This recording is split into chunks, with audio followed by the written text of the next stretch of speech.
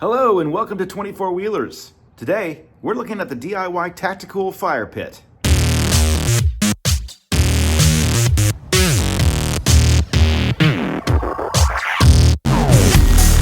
So I came across the Tacticool Firepit at the More Expo. I was there recently. I didn't actually buy one at the expo, ended up buying one online afterwards.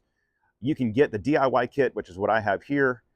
You can also buy one that's fully assembled and ready to go out of the bag. I just figured it'd be fun to do it myself. So adding an ammo can, local Army Navy surplus store, adding some lava rock. I had most of the tools that I needed. What I didn't have, I was able to get at my local hardware store, so no big deal.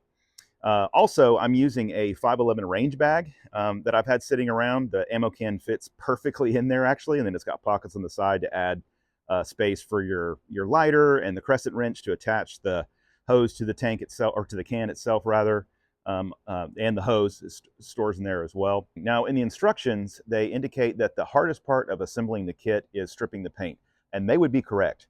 But, you know, it took me a few hours of just spraying and letting it sit and scraping, and then spraying and letting it sit and scraping.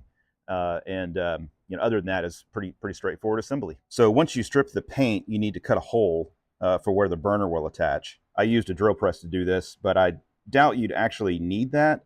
It just seemed like the simplest way to go about it, and my dad has one, so there you go.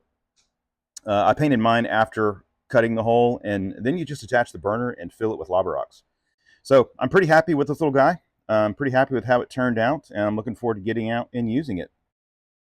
Thanks for joining me today. And remember, whether on the trail or on the road, I'll see you out there.